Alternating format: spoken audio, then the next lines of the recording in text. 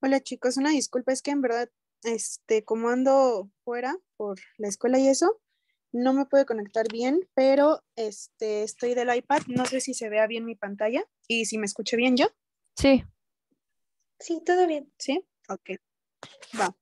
Entonces, pues vamos a comenzar con la clase, ¿va? Me avisan igual por el grupo o por aquí, si no se escucha bien. Y hay una disculpa, bueno, sé que no están aquí, ¿no? Pero para los chicos que no puedan conectarse, de todos modos, pues va a quedar grabada su asistencia y pues la clase también ya queda grabada, ¿vale? Entonces, ¿sí me escuchan bien? Sí. Vale, entonces vamos a comenzar con esta sesión, que es la sesión de generalidades del equilibrio ácido-base, ¿va? Pues bueno, si tienen alguna duda pueden prender su micrófono. Yo soy Alejandra Cervantes, creo que algunos ya nos conocimos en la plática de los planes de estudio. Y pues bueno, yo voy en cuarto año, en noveno semestre en la Facultad de Medicina. Vamos a comenzar con estos temas que son temas, pues, de primerito, temas que van a ver al inicio ustedes de su carrera en cualquier sede, ¿va? Vamos a comenzar con esto que son las generalidades del equilibrio ácido-base. Y vamos a comenzar con la parte de la ionización del agua, ¿ok? Entonces vamos a comenzar con estos conceptos importantes en donde nuestra balanza esté equilibrada y pues prácticamente ya no exista ningún cambio, ¿ok? Creo que tengo chicos en sala de espera, creo que ya. Ok, entonces va a ser la definición de equilibrio. Las concentraciones molares tanto de los reactivos como de los productos en las cuales ya no exista un cambio ni una diferencia. Es decir, que esto no se mueva para acá ni esto que se mueva para acá, ¿ok? Equilibrio químico. Ahora vamos a tener otra definición importante que es la constante de equilibrio. La constante de equilibrio va a referirse a la relación que existe tanto en las concentraciones de los reactivos como en las concentraciones de los productos. Va a ser prácticamente la representación de, pues, cómo se demuestra que el producto va a ser una parte de los reactivos. Prácticamente es eso, ¿ok? Y pues bueno, aquí tenemos a nuestra ecuación, ¿no? Sabemos que tenemos a nuestros reactivos en la parte izquierda y a nuestros productos en la parte derecha. La constante de equilibrio en estas ecuaciones se va a representar así. Vamos a tener nosotros a nuestros reactivos en la parte de abajo y a nuestros productos en la parte de arriba, ¿ok? Si se dan cuenta, únicamente los productos va a ser una descomposición de los reactivos, ¿ok? Entonces, teniendo esto en cuenta, algunos ejemplos que podemos poner aquí son estos. Aquí tenemos a nuestros reactivos y aquí tenemos a nuestros productos, ¿no? Vamos con la primera. En los reactivos, aquí vamos a tener dos átomos de nitrógeno, 4 átomos de oxígeno, ¿va? Y lo que nosotros buscamos es que se descompongan, pero nosotros sabemos que la materia no se puede crear, ¿no? Entonces únicamente es una acomodación de estos átomos. Teniendo de nueva manera, pues aquí tenemos 2 átomos de oxígeno por 2, pues son 4, ¿no? Los 4 que tenemos aquí. Y aquí tenemos 2 átomos de nitrógeno, que son estos dos que están acá. Si se dan cuenta es lo mismo, únicamente pues se acomoda de distinta forma. Esta sería una expresión normal de un equilibrio químico. Sin embargo, nosotros ya hablamos de la constante de equilibrio. La constante de equilibrio habíamos dicho que se representaba con los reactivos en la parte de abajo y los productos en la parte de arriba. ¿Ok? Esto es únicamente una representación para que se familiaricen con cómo es que se grafican, bueno, cómo es que se representan, perdón, tanto las reacciones químicas como los equilibrios químicos, la constante de equilibrio, ¿va? Entonces, aquí, pues bueno, este es un ejemplo de cómo es que se representan. Aquí tenemos otro. Y esto únicamente nos demuestra que a esta concentración molar ya no va a existir un cambio. Es decir, que los átomos de aquí ya no van a tender a formarse en productos y los productos ya no van a tender a regresarse a reactivos, ¿ok? Esto es como algo químico muy básico, ¿no? De cómo se representan de este lado los reactivos y de este lado los productos, ¿va? Y que en la constante de equilibrio prácticamente se demuestra en forma de una fracción porque estamos representando que los productos son parte de los reactivos, ¿va? Únicamente es eso. Ahora, vamos a empezar a hablar del agua, ¿ok?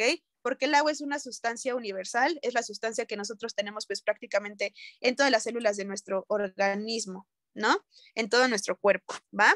No se espanten con esto, realmente es como un acercamiento a lo que ustedes necesitan saber para posteriormente poderlo utilizar dentro del ámbito clínico, dentro de pues, su práctica como médicos, porque si ustedes me preguntan, esto es algo que se ve bastante, no, obviamente no todo esto como en la versión química, que es lo que ustedes llevan en primero, sino que ya a una parte práctica, que es lo que les voy a poner al final, ¿vale?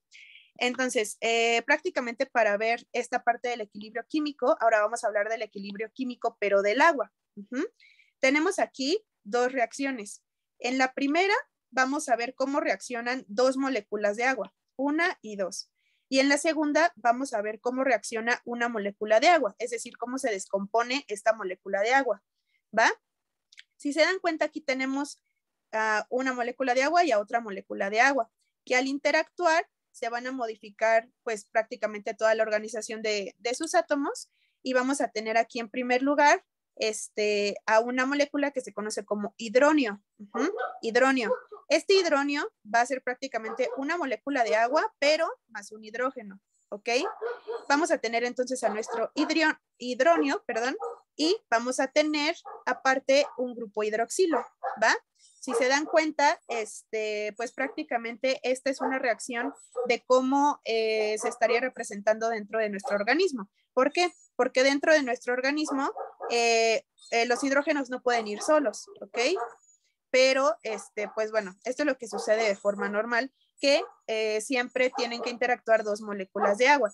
Sin embargo, para las ecuaciones químicas, es decir, para la parte didáctica, para la parte, pues, de esquematización, lo que se hace es que únicamente se trabaja con una molécula de agua. Es decir, esto es lo que ustedes van a ver en sus libros, en sus exámenes, en su vida, ¿va? Bueno, como estudiantes, pues. Esto es lo que ustedes deberían trabajar si son investigadores y así, ¿va? Vamos a trabajar con una sola molécula de agua y vamos a ver cómo se descompone, ¿va? Entonces, vamos a ver que la molécula de agua va a tener, pues bueno, tenemos dos hidrógenos y tenemos un oxígeno, ¿no? Que es lo que tenemos aquí. Dos hidrógenos y un oxígeno. ¿Y cómo se va a descomponer? ¿Cuál va a ser el producto de separar esto? El producto de separar esto va a ser prácticamente un hidrógeno más un hidroxilo. Este sería el hidrógeno y este sería el hidroxilo, ¿va? Ahora, a esta separación, bueno, el proceso de separación del agua únicamente se hace por electroforesis, que es quizás algo que ustedes han hecho en alguna práctica de química o de bioquímica, ¿va? Pero bueno, se hace a través de electrodos en donde por medio de las cargas eléctricas los átomos se pueden separar. Ahora, a la separación del agua se le va a conocer como ionización o separación de iones o disociación de iones. ¿Esto por qué? Porque si se dan cuenta, ambas partes de los reactivos van a quedar cargados. Es decir, el hidrógeno va a tener un protón de más y en este caso el hidrógeno y el oxígeno van a tener un protón de menos. Por eso que se conoce como ionización. Ion de iones, ¿no? Tenemos un ion positivo, que sería un catión, por así decirlo, y un ion negativo, que sería un anión, ¿no? Entonces, por eso es que se llama ionización. Ion de los iones y sación de disociación o de separación, ¿va? Es una forma en la que yo me puedo acordar quizás de qué significa esta palabra. La separación de los iones. ¿Y en qué se separa? Pues en un ion positivo, en este caso el hidrógeno, y en uno negativo, en este caso el hidróxido. Hasta aquí me gustaría saber si alguien tiene alguna duda o si sí se entendió esta parte de la separación.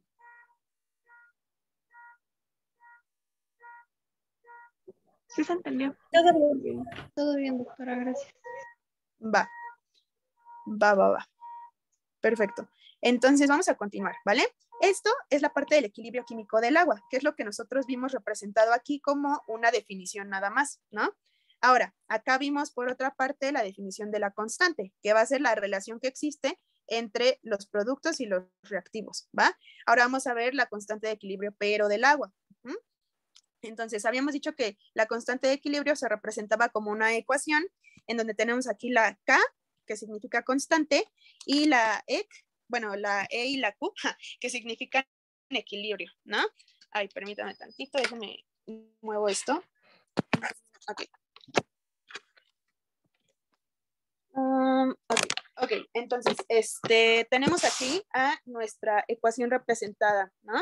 Tenemos aquí a la constante de equilibrio, que sería igual a los productos entre los reactivos, ¿va? Que en este caso habíamos dicho que vamos a trabajar únicamente con una molécula de agua. Entonces, ¿qué es lo que va a pasar?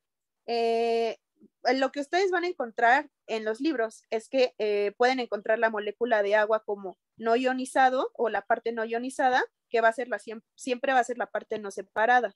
Y esto de cualquier sustancia. Esto era algo que a mí pues quizás me causaba conflicto porque yo no sabía cuál era la definición exacta de ionizado, ¿va? Siempre que encuentren algo como no ionizado, significa que no está separado. En este caso, el ejemplo serían los productos del agua, ¿no? Porque aquí en este ejemplo, pues no están separados, ¿va? Y la parte ionizada o la parte separada, pues sería en este caso los productos, porque ya están disociados, ¿no? Ya están separados en un ion positivo y en uno negativo, ¿va? Entonces vamos a trabajar con esta ecuación. Ahora, vamos a trabajar con esta ecuación rápidamente, que como les comentaba, no ionizado, los productos. Y la parte no ionizada, que sería la parte no separada, pues es como tal la molécula de agua. Vamos a ver cómo es que todo esto se va a ir descomponiendo hasta que nosotros podamos alcanzar a empezar a hablar de un equilibrio o de un pH, que es la finalidad de esta plática, ¿va? Aquí van a ver algunas cositas un poco químicas teóricas que quizás ustedes lo van a ver en los libros, pero el chiste de esto es que sepan de dónde viene. No se aprendan nada de esto. Si quieren, no anoten, no hagan nada, simplemente pongan atención para que sepan de dónde es que llegó cada número, porque a veces nos ponen los números y no sabemos qué significan, ¿va? Entonces, vamos a empezar con a resolver esta ecuación, ¿va? De la mano, ¿va? Entonces, tenemos aquí a nuestra concentración. Recordemos que estos corchetes siempre significan, pues, concentración, ¿va? Y habíamos dicho que el equilibrio se representa por una concentración molar, es decir, siempre vamos a hablar de molaridad, ¿ok? Entonces, vamos a empezar con la molaridad que conocemos, que en este caso sería la del agua. Aquí la concentración molar del agua va a ser de 55.5. ¿Esto por qué? Porque va a ser la concentración de moles de la molécula de agua que existen en 1 litro de agua. ¿Cómo sacamos esta cifra? Pues bueno, esta cifra se va a sacar prácticamente así. Nosotros sabemos que la molaridad va a ser igual al número de moles, entre 1 litro. Ahora, ¿cómo se saca el número de moles? Pues el número de moles se va a sacar por la masa expresada en gramos y el peso molecular de la molécula, ¿no? En este caso, el peso molecular del agua. Nosotros sabemos que en 1 litro de agua, que es lo que nos piden aquí, hay 100 gramos o 100 mililitros, ¿va? Entonces lo ponemos aquí en la parte de la masa, porque es lo que nos piden, lo que nos dice la definición de la molaridad, ¿no? Entonces aquí lo ponemos. Y el peso molecular del agua es 18 gramos. ¿Esto por qué? Porque sabemos que el peso molecular del hidrógeno es 1 y sabemos que el peso molecular del oxígeno es 16. Entonces 16 más un hidrógeno, 17 más otro hidrógeno, pues 18, ¿no? Entonces aquí lo ponemos. Y si hacemos esta división, nos va a salir 55.5 moles. Y lo ponemos esto acá, ¿no? Dentro de nuestra primera fórmula. 55.5 moles entre 1, pues nos sale 55.5 molar. Esto es muy fácil, pero a veces lo encontramos en los libros y no sabemos de dónde sale, ¿va? Entonces aquí lo ponemos, 55.5 molar, ¿va? Y ya, esto es una concentración que sabemos. Ahora, lo que nosotros buscamos, lo que nosotros queremos buscar es prácticamente pues la concentración de estas sustancias que desconocemos, ¿no? Como esto ya lo sabemos, lo pasamos hacia el otro lado de la ecuación, es decir, hacia la parte de la constante de equilibrio. ¿Y esto por qué? Porque la constante de equilibrio ya es un valor determinado a través de la conductividad eléctrica, ¿no? Esto pues es a través de muchas investigaciones, de prácticamente cómo es que el agua conduce la electricidad, pero se llegó a la conclusión de que la constante de equilibrio específicamente de la molécula de agua es de 1.8 por 10 a la 16 molar. Entonces, esta es una constante universal. Esto lo van a encontrar en todos los libros y quizás algunos profes manchados se los puedan llegar a preguntar, pero bueno, esta es la constante universal del agua, la constante de equilibrio universal del agua. Como este valor ya lo conocemos, pues prácticamente vamos a poner de un lado todos los valores que conocemos, ¿no? Y si aquí está dividiendo la concentración del agua, pues lo paso multiplicando.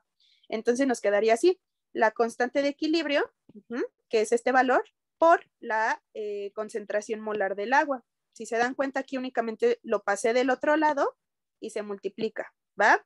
Al multiplicarse, yo obtengo este número, que es 1 por 10 a la menos 14 molar, ¿ok? Esta cifra, este número, esta concentración, es lo que se va a conocer como producto iónico del agua. Es prácticamente el nombre que se le da a la constante de equilibrio del agua. Entonces, hasta aquí, ¿tienen alguna duda o si entendieron por qué pasamos la concentración del agua para el otro lado? ¿Todo bien? Sí, todo bien.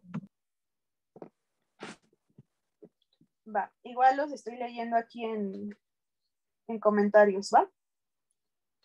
Me dicen si hay dudas, ¿va? Entonces, prácticamente aquí lo único que quiero que observen es que a través de simplificar una ecuación, se puede llegar a expresar todo lo que tiene que ver con el pH, ¿va? Vamos a ir desde cero hasta qué significa el pH, ¿va? Entonces, si se dan cuenta, estos permanecen, ¿ok? Aquí tenemos el producto iónico del agua, que es igual a la concentración de hidrógenos más la concentración de hidroxilos, ¿ok? Ahora, para que exista un equilibrio, habíamos dicho que el equilibrio es cuando ambas concentraciones se mantienen iguales y ya no existe un cambio, es decir, de los productos hacia los reactivos o de los reactivos hacia los productos, ¿ok? Esto quiere decir que para que exista un equilibrio tienen que haber una igual concentración de hidrógeno y una igual concentración de hidroxilo. Si nosotros descomponemos aquí nuestra constante, nuestro producto iónico del agua, que se representa como KW, aquí KW quiere decir constante del agua, del water, ¿no? Entonces, la constante del agua se representa como KW. Y pues bueno, debemos tener misma concentración de hidrógeno y misma concentración de hidroxilo, ¿verdad? ¿Y cómo lo hacemos? Pues bueno, prácticamente este ya es un número universal. Únicamente tenemos que, pues prácticamente aquí dividir el menos 14. Esto sería que la concentración de hidrógeno tendría que ser 1 por 10 a la menos 7 y la concentración de hidroxilo tendría que ser también 1 por 10 a la menos 7. ¿Esto por qué? Porque si nosotros aquí sumamos estos dos, pues nos da menos 14, ¿no? O sea, es como una simple suma, ¿va? Esto es lo ideal y esto es lo que es para el agua. Por eso es que es una sustancia neutra. Es decir, una sustancia neutra significa que es una sustancia en donde hay una misma concentración de hidrógenos y una misma concentración de hidroxilos, ¿va? Esa es la definición de una sustancia neutra y el ejemplo universal es el agua. Por eso es que esta es la constante del agua, ¿va? Y todo lo que van a ver de las sustancias ácidas y básicas tienen que ver con esto, es decir, este va a ser su valor de referencia. A partir de aquí, si una sustancia contiene más hidrógeno, quiere decir que es una sustancia ácida. Ajá. Y si contiene más hidroxilo, quiere decir que es una sustancia base o una sustancia alcalina. ¿Ok? Entonces, el agua va a ser como que el punto de partida, ¿va? ¿Hasta aquí todo bien o tienen alguna duda? Todo bien. Todo bien. Me regreso un Todo bien. poquito. Ajá. Pero, Ay, ¿me dijiste que te regresaba? Dime. ¿cómo ¿Cómo dijo que se llamaba la parte rosa? Esa constante, ¿cómo se llamaba? Ajá, esta es la constante de equilibrio de la conductividad del agua. O sea, es prácticamente el valor de la conductividad eléctrica del agua. ¿Ok? Y esto multiplicado por la concentración molar es lo que nos da la constante de el agua o el producto iónico del agua. Lo pueden encontrar como, en inglés lo pueden encontrar más como constante de equilibrio del agua, KW, por agua en inglés, ¿no? En los libros como en español lo pueden encontrar como producto iónico del agua, pero sepan que KW y producto iónico del agua es prácticamente lo mismo, ¿va? ¿Sí? ¿Respondí tu duda? Sí, gracias. Va, recuerden que este valor siempre es importante porque recuerden que para que se separe el agua se necesita conductividad, es decir, se necesita electricidad, por así decirlo, ¿no? No sé si en algún momento hicieron algún experimento en la secu o en la prepa en donde ponían 2 vasos de agua, uno tenía sal y tenían que ponerle 2 electrodos y se separaba el agua y como que cambiaban de color los electrodos. ¿Por qué? Porque se necesita electricidad para separar el agua. Por eso es que aquí se ocupa el valor de la conductividad eléctrica, ¿va? Pero esto es, o sea, no dudo que se los lleguen a preguntar, pero es importante saber de dónde vienen todos estos números, ¿no? Porque si no, pues tú dices, ¿esto qué? ¿De dónde viene, no? Pero bueno, vamos a seguir entonces con esta parte, ¿no? Ya dijimos de dónde salió este numerito, ya sabemos por qué es menos 14, ¿no? ¿Podría Si ustedes volver a repetir lo de si una sustancia tiene más hidrógeno es... Ajá, ok. Sí, claro. Entonces, espera. Sí. Aquí tenemos ya nuestra constante del agua, ¿no? La KW. Este numerito ya supimos de dónde salió, de multiplicar esto por esto. Si ustedes lo hacen en su calculadora, les va a salir, ¿va? Ahora, esta es la concentración de hidrógeno y esta es la concentración de de hidroxilo en una sustancia neutra, ¿no? En una sustancia que prácticamente neutra, es decir, en donde son iguales ambas concentraciones. Cuando una sustancia tiene mayor concentración de hidrógeno, esta sustancia se va a conocer como una sustancia ácida. Cuando tiene una mayor concentración de hidroxilo, esto se va a conocer como una sustancia base o alcalina. ¿Sí? Sí, muchas gracias. Va. Entonces, todo es una balanza. Ok, ahorita vamos a ver más adelante esto, porque es el punto principal, ¿no? Lo que ustedes tienen que conocer, ¿va? Entonces, vamos a comenzar aquí con un ejemplo, ¿va? Aquí ya les están dando los valores de las concentraciones de algunas sustancias o de, sí, esta es la sustancia número 1, la 2, la 3, la 4 y la 5, ¿va? Vamos a ver cómo es que nosotros podemos llegar a saber cuál es la concentración de hidrógeno o cuál es la concentración de hidroxilo, si nos dan una o si nos dan otra, ¿va? Entonces, nosotros sabemos que para que una sustancia sea neutra, tiene que cumplir con el menos 14, ¿no? En este caso, en el agua, sería aquí, se podría descomponer como 10 a la menos 7 y como 10 a la menos 7 en caso de que sea una sustancia neutra. Como por ejemplo, en el caso de la sustancia 3. Si yo digo, ok, sabemos que mi punto de partida es el 10 menos 14 molar y ya nos están dando una concentración de hidrógeno de 10 a la menos 7. ¿Cuánto me faltaría o cuál sería su concentración de hidroxilo? Pues tendría que ser 10 a la menos 7 también, ¿no? Porque estamos hablando de una sustancia totalmente neutra, ¿ok? Partiendo de aquí, nosotros podemos saber cómo una sustancia, cuál es la concentración tanto de hidroxilo o de hidrógeno de una sustancia, partiendo de aquí, ¿va? Si, por ejemplo, aquí me están diciendo que esta sustancia tiene una concentración de hidrógeno de menos 2, ¿cuál sería su concentración de hidroxilo? Pues tengo que completar el menos 14.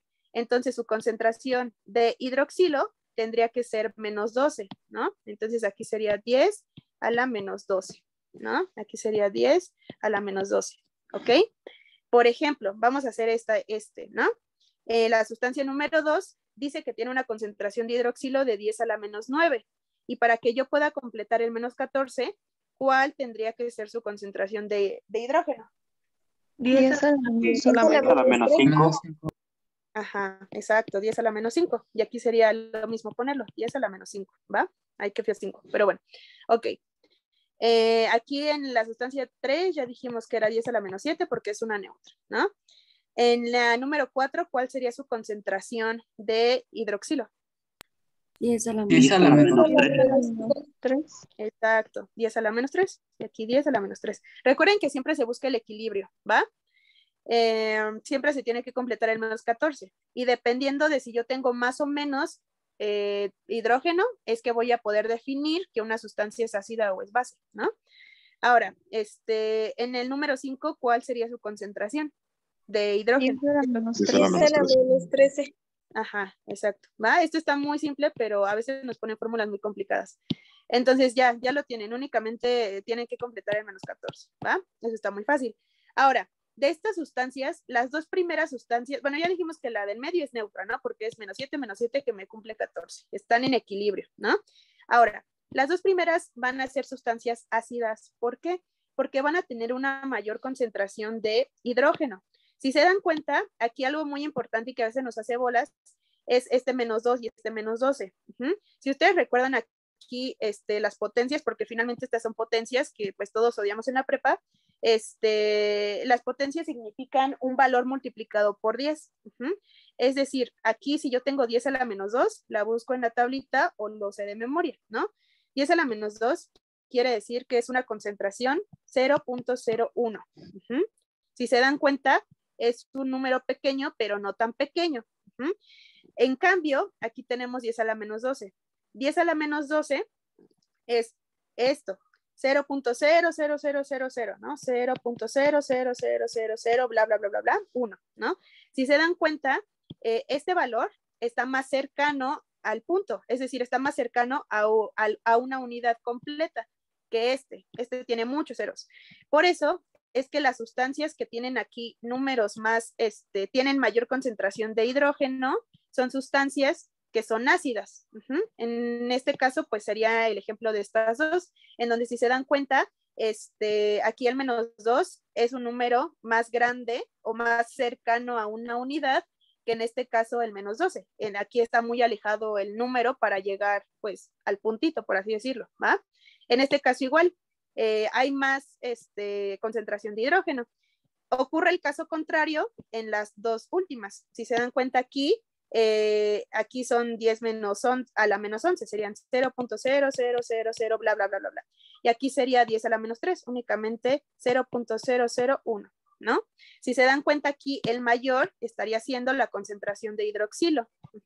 Y es lo mismo que sucede aquí con esta. Si se dan cuenta, aquí solo sería 0.1 y aquí sería 0.000, bla, bla, bla, bla, bla.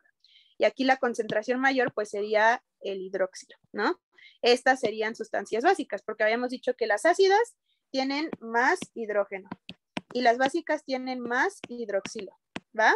¿Tienen alguna duda? Esto es nada más para que no se confundan con los números. Recuerden esto de los potenciales, por si les llegan a preguntar o les llegan a hacer como ejercicio sobre eso. ¿Tienen alguna duda hasta aquí? No, ninguna. No, todo bien. Va. Entonces, pues ya. Vamos a ver ahora cómo esto es que nos afecta en una sustancia ácida. Aquí ya hablamos del agua, ya sabemos por qué el agua es una sustancia neutra, ¿ok? Ahora vamos a explicar todo esto en una sustancia ácida. Las sustancias ácidas se van a representar igual que el agua, ¿ok? Ustedes van a ver esto y les van a hablar de pKa, de la Ka, pero prácticamente para que no se confundan, porque yo me llegué a confundir mucho con estas definiciones, es prácticamente lo mismo, pero aplicado a una sustancia ácida. Aquí sabemos, esto ya lo vimos, ¿no? Que tenemos a nuestra molécula de agua que se divide en un hidrógeno y en un hidroxilo, ¿va? Aquí está, ion hidrógeno, hidroxilo, agua, que es la constante de equilibrio, ¿no? Que dijimos que la constante de equilibrio era la división entre los productos y los reactivos, ¿no? ¿Qué sucede? Cuando a ustedes les pongan una A, únicamente quiere decir que están hablando de una sustancia ácida. ¿Mm? Entonces, aquí prácticamente la A significa una sustancia ácida. Ka significa que es la constante de equilibrio de una sustancia ácida. Y aquí también se los puse. La Ka es la constante de equilibrio de un ácido. Y la Kb, cuando ustedes vean Kb, es la constante de equilibrio de una sustancia base o de una base, ¿va? Es lo mismo, es prácticamente lo mismo para que no se lleguen a confundir. Ahora, vamos a hacer totalmente lo mismo, pero aplicado a una sustancia ácida, que es lo que ustedes van a ver. Y aquí ya vamos a estar hablando del pH, ¿va? Para que ustedes sepan de dónde viene esta parte de la ecuación del pH, ¿va? Esto no se lo tienen que aprender tampoco, es únicamente para que vean cómo sale y cómo poco a poco lo podemos ir desglosando. No se lo aprendan, únicamente es para que poco a poco vayamos. Si alguien se me traba en algún punto, me va diciendo, ¿va? Tenemos esta expresión, que es con la que hemos estado trabajando, únicamente que nosotros trabajamos con esta, que era la del agua, ¿no? En esta parte veíamos, aquí veíamos al agua, H2O, pero en este caso es la sustancia. Aquí tenemos al ion hidrógeno que no se mueve, y aquí tenemos a la otra parte de esta sustancia. Sabemos que una sustancia ácida, que sería en este caso esta sustancia ácida se va a dividir en dos, en un ion hidrógeno, que es prácticamente la parte ácida, y en una base conjugada, que es la otra parte que sobra. Es como si fuera un pastel completo. Al pastel completo podemos dividirlo en el pan y en el chantilly, ¿no? ¿Y qué nos importa el chantilly, no? Entonces el chantilly es el hidrógeno. Y el pan que sobra, o sea, no sé, el pan con la fruta y con cositas, con nuez o así, es la base conjugada, es lo que sobra de esa sustancia, ¿ok?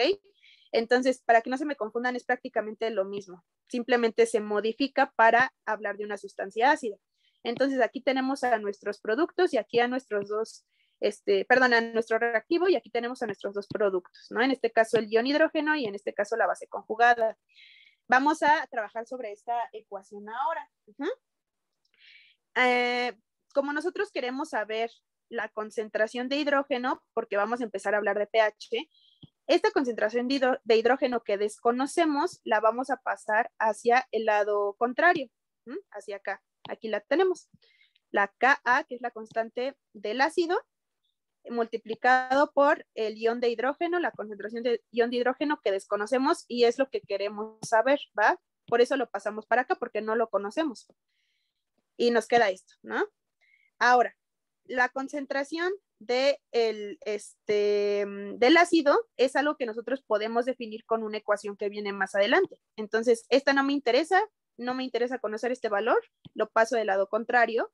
¿Para qué? Para que me quede una ecuación bonita en donde únicamente mi única incógnita, lo único que yo quiera conocer es la concentración de hidroxilo, ¿va? Entonces, aquí me queda esta ecuación bonita, únicamente deseo conocer la concentración de, aquí de mi hidrógeno, ¿va?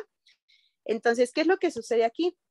Que estas son concentraciones muy largas. Si recuerdan, estas eran concentraciones molares de 0.000 bla, bla, bla, ¿no? Y esta también sería una concentración de 0.00 bla, bla, bla, bla, bla. Y esta también. Son muy largas. Lo que yo quiero para simplificar mi fórmula matemática es, pues, hacer números pequeños. Por esto es que le ponemos el logaritmo, ¿va? El logaritmo hace lo contrario que la potencia. Bueno, lo que hace el logaritmo es disminuir el número a base 10, ¿ok? Simplemente lo que hace el logaritmo es quitarme muchos ceros. Por eso es que lo ponen. Por eso es que ustedes van a ver que la definición de pH tiene esta parte del logaritmo, únicamente para simplificarnos el poner tantos ceros. Es su única función. Realmente no hace nada. Entonces, lo pongo negativo porque si yo lo dejara sin este negativo, si yo lo dejara positivo, me estaría saliendo un número negativo. Como aquí, como en este ejemplo, ¿no? Que yo tengo el logaritmo de 10 a la menos 3, me sale menos 3. Y yo no quiero trabajar con números negativos, me quiero hacer la vida más fácil. Por eso es que desde la ecuación, antes de resolverla, le pongo el negativo, únicamente para simplificarme. Solo quiero que sepan de dónde sale este logaritmo para, pues, simplificar la ecuación. ¿Ok? Logaritmo, logaritmo. Aquí esta parte yo la puedo dividir, ¿no? Puedo hacer logaritmo negativo de Ka más logaritmo negativo de esta fracción. Y es lo que tenemos aquí, únicamente se dividió, ¿no? Logaritmo negativo de Ka, logaritmo negativo de esta fracción, ¿ok? Solo necesito que vean de dónde sale todo, ¿va? Ahora, el logaritmo negativo en matemáticas se simplifica como una P. En todo donde habían logaritmo negativo, se puede simplificar con una P. Por eso es que sale esto de PH. Y PKA. Aquí esta es una representación matemática. La P significa logaritmo negativo en donde ustedes vean, ¿ok? Entonces, PH va a ser igual o es lo mismo si yo les digo logaritmo negativo de la concentración de hidrógenos, es lo mismo que yo les estuviera diciendo pH. De ahí sale su definición. Igual si yo les digo pKa, ¿cuál es la definición de pKa? Ah, pues es el logaritmo negativo de la constante del ácido. Con que ustedes vean esto, ya saben qué significa, ya saben cómo ponerlo en un examen, ¿no? Ya saben, pues, cuál sería su fórmula, ¿no? Porque saben que la P es un logaritmo negativo únicamente, es lo único que representa, ¿ok? Y ya, aquí tenemos nuestra famosa fórmula, que es la fórmula de Henderson-Hasselbalch, y esto lo van a ver más adelante en sus clases de bioquímica, pero esta es una fórmula muy famosa que van a usar mucho para justamente resolver problemas de este estilo. Aquí lo único que pasó, estos se quedaron igual, si se dan cuenta. Lo único que pasó aquí con este otro logaritmo, me van a decir, pero ¿por qué no cambiaste este logaritmo? Se me está diciendo que pues siempre se tiene que poner la P en vez del logaritmo negativo. Ah, pues aquí como aquí hay un número negativo que yo puedo pasar a positivo, pues lo paso a positivo. Y lo único que hago es que pues los productos, bueno, aquí, ¿cómo se llama? El denominador lo cambio al denominador, ¿va? El numerador al denominador, ¿va? O sea, únicamente invierto mi fracción, por así decirlo, ¿va? Si se dan cuenta. Y yo cuando cambio mi fracción, pues ya puedo cambiar aquí a positivo, ¿ok? Entonces, si se dan cuenta, ustedes saben de dónde viene todo esto, pero lo que me importa que sepan es que aquí hay un logaritmo negativo, aquí hay un logaritmo negativo, aquí hay una P que significa logaritmo negativo, y de aquí ya sale su definición propia. ¿Qué es el pH? Ah, pues el pH es la concentración, el logaritmo negativo de la concentración de hidrógeno. Y eso siempre se les van a preguntar en los exámenes. ¿Qué es el pH? El logaritmo negativo de la concentración de hidrógeno. ¿Y qué es la pKa? La pKa, pues es el logaritmo negativo de la constante de equilibrio del ácido, ¿va? Si ustedes se acuerdan de esto, ya lo armaron porque ya saben cuál es la fórmula del pH. Y únicamente en su calculadora van a poner menos logaritmo y a ustedes les van a dar la concentración de hidrógeno, ¿va? ¿Hasta aquí tienen alguna duda o sí me entendieron bien por qué es que sale esta P y por qué es importante saberlo para conocer la definición? ¿Todo bien? Una pregunta, ¿lo del pKa qué significaba? Ah, el pKa va a ser el logaritmo negativo de la constante de equilibrio del ácido. La constante de equilibrio del ácido, habíamos dicho que era esto, ¿no? Es prácticamente el valor en donde nuestra fórmula, nuestra ecuación ya no se mueve. La constante de equilibrio, pero en este caso del ácido. Cuando es una A, es del ácido. Cuando es una B, es de la base. Como estamos hablando de una sustancia ácida, pues se le pone la A. Y acá recuerda que cuando estábamos hablando del agua, se le ponía la W, ¿no? Que era KW. ¿Ok? ¿Sí, más o menos? Sí, muchas gracias. Va. Entonces, ¿alguien tiene alguna otra duda o sí me entendieron por qué salió esto? Ya con que ustedes se aprendan estas dos formulitas, bueno, en sí, esto, ya le armaron para sus exámenes. ¿Tienen alguna otra duda? ¿Esas dos fórmulas de abajo qué eran? Perdón. Ajá. Esta es la fórmula del pH. Si te das cuenta, aquí es lo mismo, es únicamente una sustitución de la P, si te das cuenta. Pero esta es la fórmula del pH. El pH es igual al logaritmo negativo de la concentración de hidrógenos. La pKa es igual al logaritmo negativo de la concentración del ácido. Y a ustedes les van a dar los valores en los exámenes, a ustedes les van a dar estos valores faltantes, porque tienen que conocer la sustancia, ¿no? Entonces, únicamente en un examen, a ustedes les dicen, no, pues que la concentración de hidrógenos es tal molar, ¿no? Ah, pues ya puedo definir lo otro, ¿no? O la concentración de la sustancia, pues era tal. Ah, ok. Esta ecuación se conoce como la ecuación de Henderson. Ay, aquí se las pongo. Henderson ¿ok? Y esta ustedes la van a ver siempre en sus clases de bioquímica. Pero lo que quiero que se lleven es pues esto, de dónde sale el pH y la pK. ¿Sí? Entonces, la fórmula de Henderson-Hasselbalch es la grandota, ¿no? Ok, Ajá, gracias.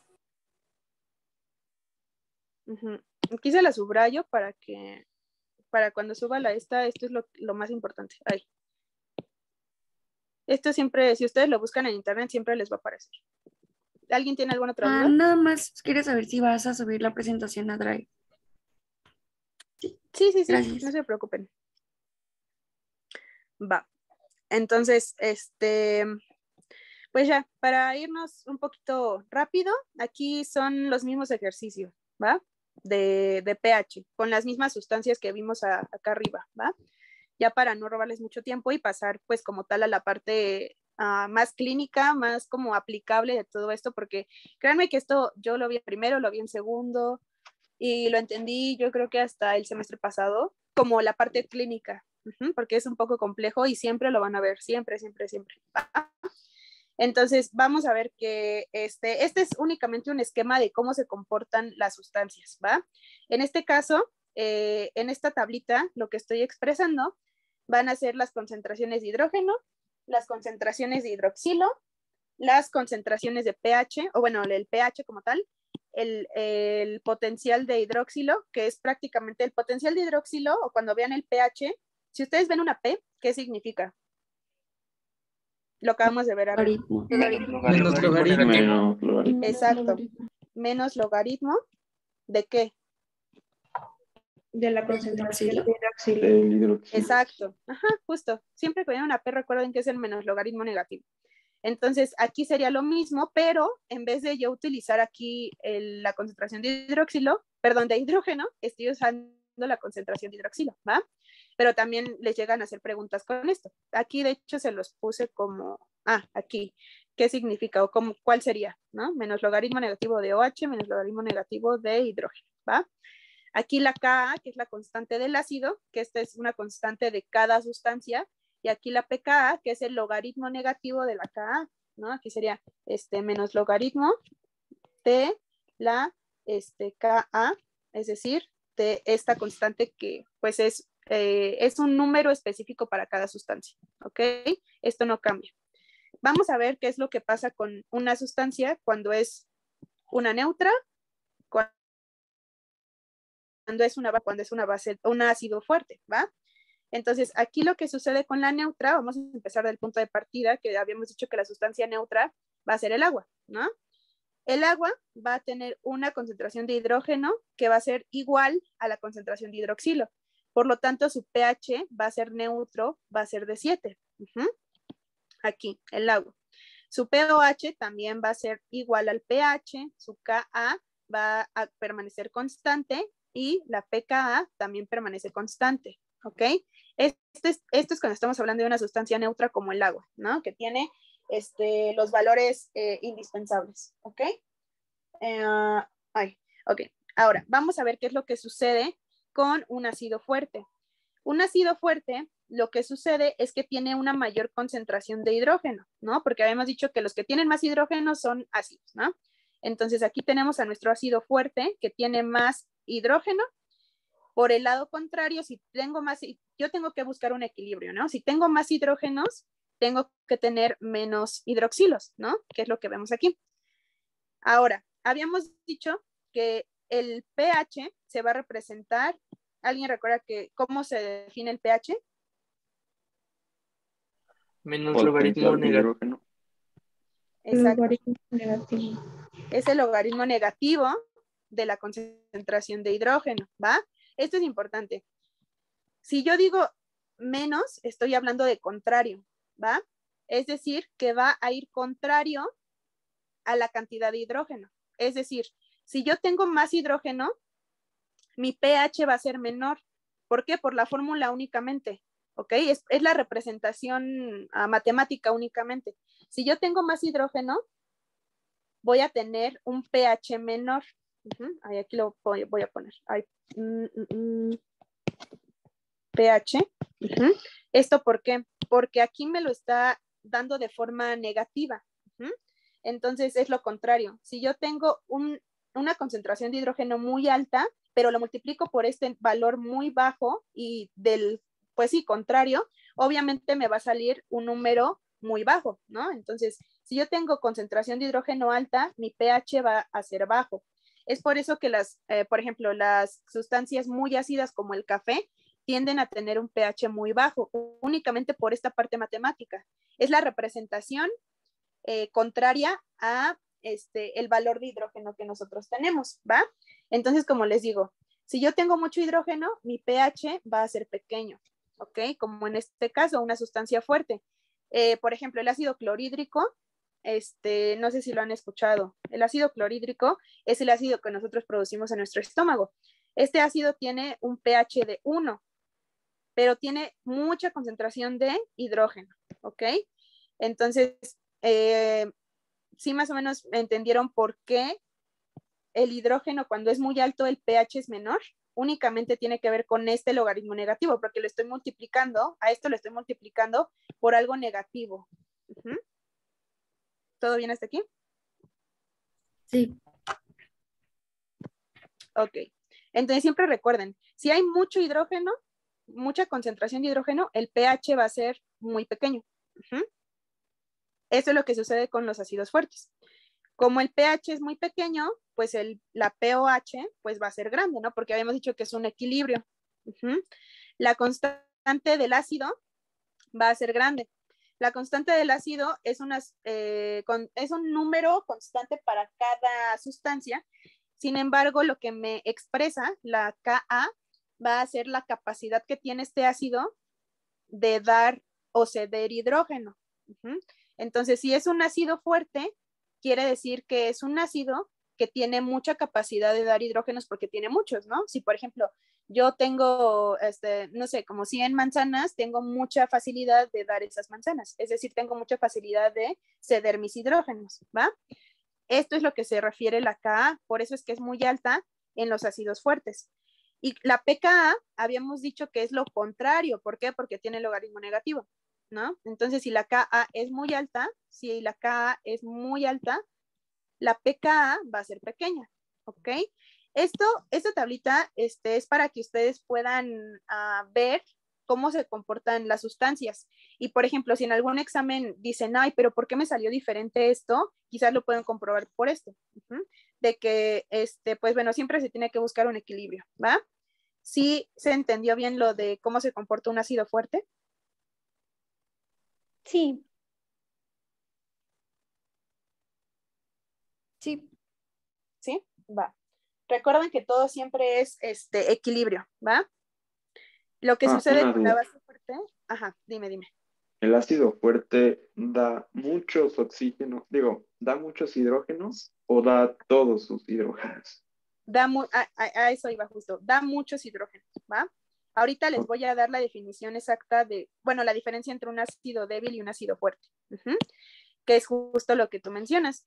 El ácido fuerte, como quizás en algunas definiciones lo encuentran como que un ácido va a ser una sustancia que cede hidrógenos. Lo voy a poner como con azulito porque esta definición está como muy general, ¿ok? Un ácido va a ser una sustancia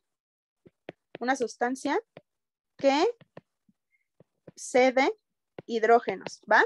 Y una base es una sustancia que acepta hidrógenos, ¿va? Esta es una definición que ustedes pueden encontrar en sus libros de la prepa o de química. Ya después vamos a ver que dentro del cuerpo quizás no se comportan tanto así. Ahorita vamos a ver, pero bueno, es como su definición como base, ¿no? Una sustancia que cede hidrógenos, es decir, que regala hidrógenos, y la base es lo contrario, una sustancia que acepta hidrógenos. Sin embargo, dentro de este espectro tan alto, tan variado, vamos a tener ácidos fuertes, ácidos débiles, bases débiles y bases fuertes. ¿A qué se refiere cada uno? Por ejemplo, el ácido fuerte se define como una sustancia que tiene una capacidad grande de ceder hidrógenos. Y una sustancia, un ácido débil, es una sustancia que puede ceder hidrógenos, pero no tiene una capacidad tan grande. Por ejemplo, si yo soy un ácido fuerte, y tengo 100 manzanas, o sea, como que puedo dar las 100 manzanas, ¿no? Y, no sé, puedo dar 99 y me quedo con una. Si yo fuera un ácido débil, yo tengo 50 manzanas, ¿no? La mitad o quizás tengo 2 manzanas, ¿no? Quiere decir que no tengo tantos hidrógenos, por lo tanto no los puedo ceder tan fácilmente. A eso se refiere. El ácido fuerte es el que tiene una mayor capacidad de ceder sus hidrógenos. El débil es el que puede ceder hidrógenos, pero no tiene una capacidad tan grande. ¿Esto por qué? Pues simplemente porque su concentración de hidrógenos es más grande que una sustancia neutra, pero no es tan grande como una sustancia fuerte. Y esto aplica también para las bases. Las bases son sustancias que aceptan hidrógenos.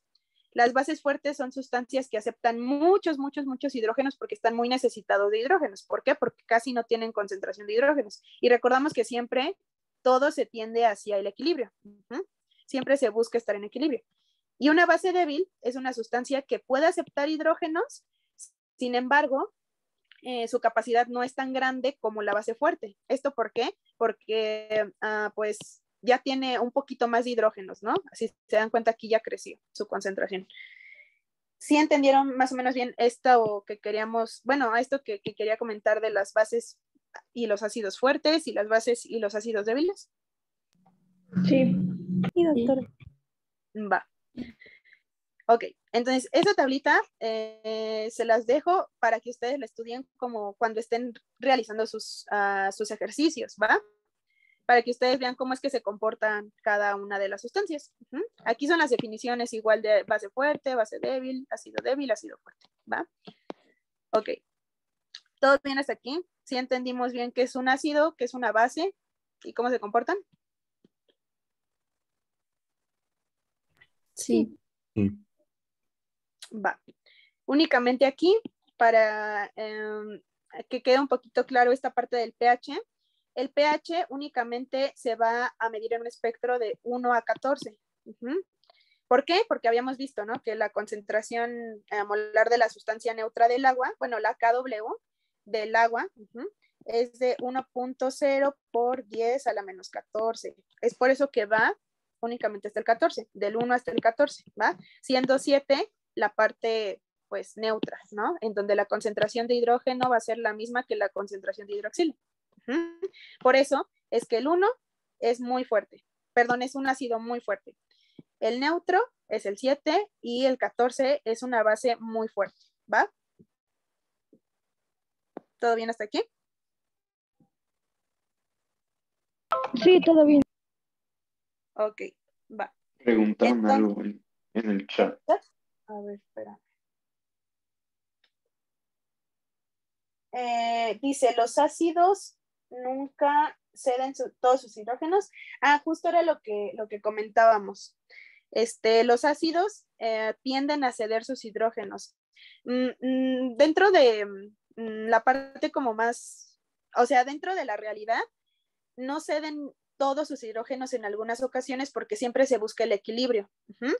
Sin embargo, en la parte didáctica sí ceden sus hidrógenos. O sea, sí ceden sus hidrógenos, sin embargo, dentro de la parte real, las moléculas están interactuando constantemente. Entonces ceden, aceptan, ceden, aceptan, ceden, aceptan, ceden, ceden, ceden, ceden, ceden, aceptan una, ceden, ceden, ceden, ceden, muchos porque son ácidos, ¿no?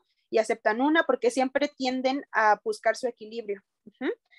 Pero para fines de bioquímica, de clase, por así decirlo, sí ceden sus hidrógenos, ¿va? Ok, creo que ya. Creo que ya no hay alguna otra duda. Ay, les quería preguntar. Ok.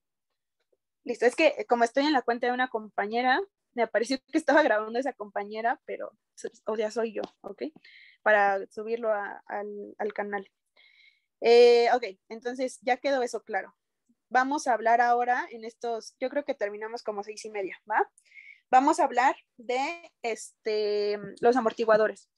Los amortiguadores, no sé si alguien haya escuchado hablar de los amortiguadores en sus clases de química o sepan a qué se refiere esto de los amortiguadores. Son los que controlan las reacciones para que no sean ni muy ácidas ni muy básicas, ¿no? Exacto, son sustancias o son moléculas justo que me ayudan a mantener pues el pH en equilibrio, es decir, me ayudan para que mi pH no se suba mucho o no se baje mucho. Es decir, que no varíe tanto, ¿no? Si, por ejemplo, yo quiero que una sustancia se quede en un pH de 7 o en un pH de 8, esa sustancia me va a ayudar para que no baje hasta 1 o que no suba hasta 14. Es justamente eso.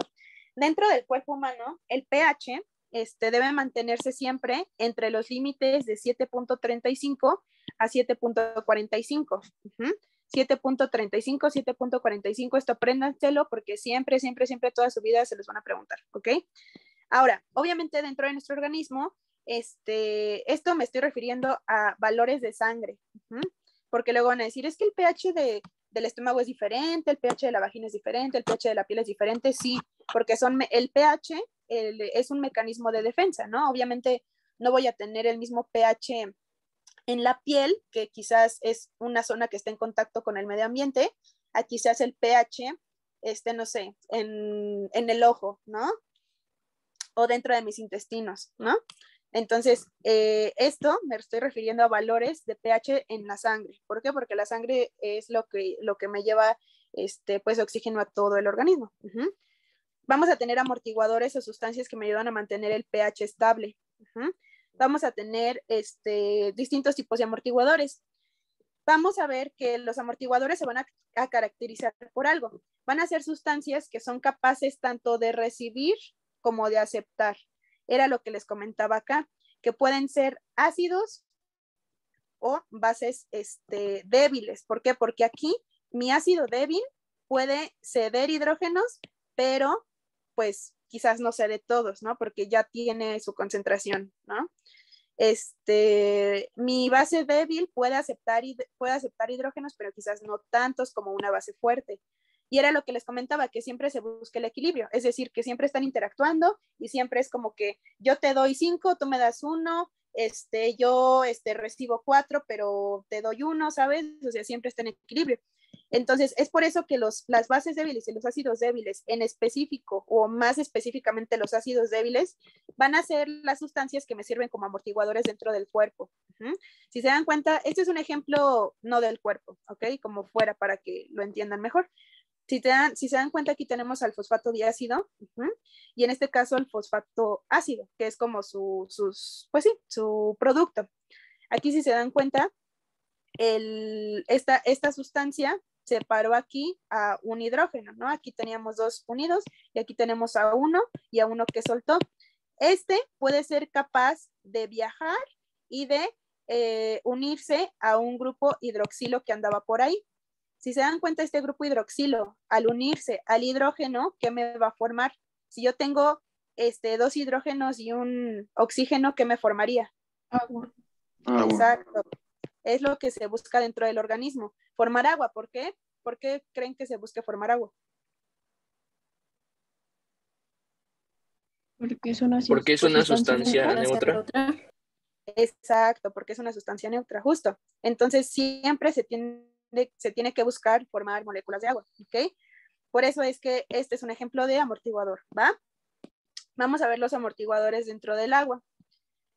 Bueno, aquí es lo mismo.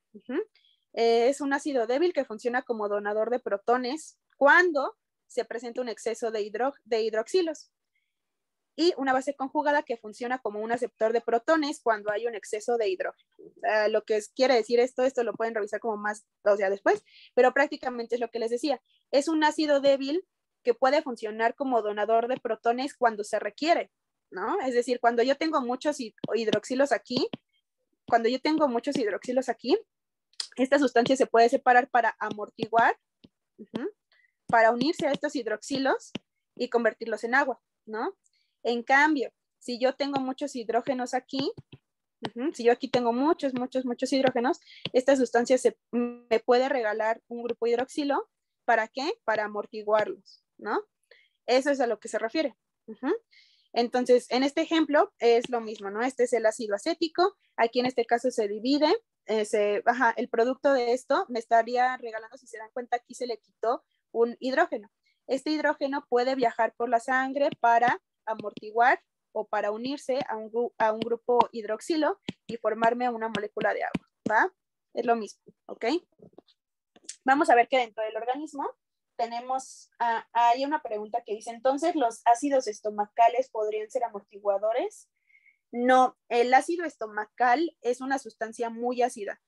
El ácido estomacal es el ácido clorhídrico, que se escribe como ácido clorhídrico, ¿no? Este no es un amortiguador. ¿Por qué? Porque está unido. Esta es una sustancia que me ayuda a dividir o a separar los componentes del, pues sí, de lo que nosotros comemos, ¿va? Porque tenemos que separar proteínas de la carne, tenemos que separar carbohidratos, entonces es diferente. Aquí lo que me estoy refiriendo es únicamente dentro de la sangre, ¿va?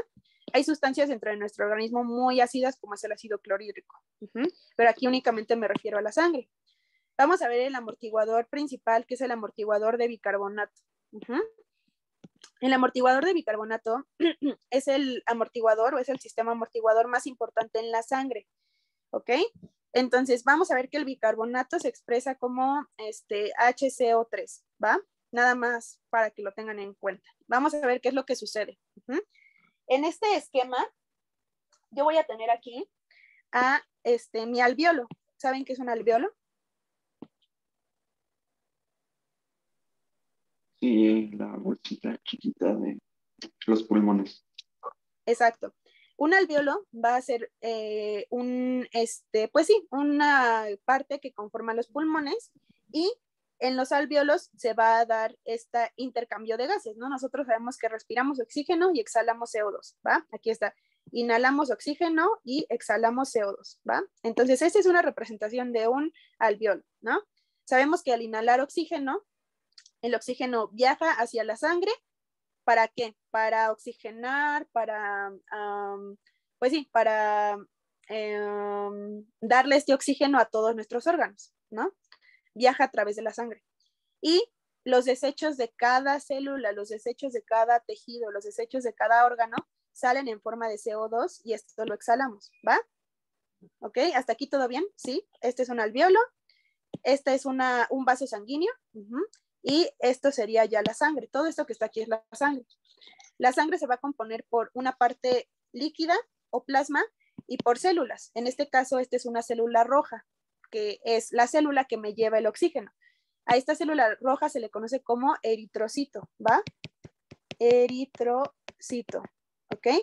Nada más quiero que me indiquen si sí quedó claro, ¿no? Que estamos aquí, este esquema se refiere a un alveolo, un vaso sanguíneo, un eritrocito o un glóbulo rojo y pues todo esto es la sangre, ¿sí? Sí. Sí. Ok. Igual si se me pierden, aquí ahorita lo vamos a ir explicando, ¿ok? Entonces, ¿qué es lo que sucede cuando yo inhalo? Cuando yo respiro, cuando yo inhalo y jalo aire, el oxígeno entra a mis alveolos. Este oxígeno tiene que traspasar pues varias capas para poder llegar hacia la sangre y para que sea funcional, ¿no? Entonces aquí yo tengo a mi oxígeno. Mi oxígeno atraviesa las membranas de las células hasta llegar a esta célula que se conoce como eritrocito, que es la célula sanguínea por excelencia, que es el glóbulo rojo, es decir, es la unidad que me lleva el oxígeno hacia todos los tejidos. Entonces aquí mi oxígeno se va a unir a una proteína que se conoce como hemoglobina, que es la HB. Pero si se dan cuenta, esta hemoglobina está unida a un hidrógeno. ¿Qué sucede? Que aquí mi oxígeno se une a la hemoglobina, pero me va a dejar a este hidrógeno libre, porque pues ocupa el mismo enlace, ¿no? O sea, como que lo desplaza, le dice quítate, ¿no? Que ya llegue. Entonces, el oxígeno desplaza a este grupo hidrógeno y me quedaría esto, ¿no? La hemoglobina unido al oxígeno y con un hidrógeno libre. Si se dan cuenta, este hidrógeno libre pues no puede estar libre porque pues es dañino, ¿no? Es un ácido, o sea, nunca puede estar libre, siempre se tiene que transformar en agua, que era lo que estábamos diciendo, ¿no? Que siempre se tiene que buscar un equilibrio, ¿ok? Entonces anda libre por aquí. ¿Qué sucede? Que habíamos dicho que estamos hablando del amortiguador de bicarbonato.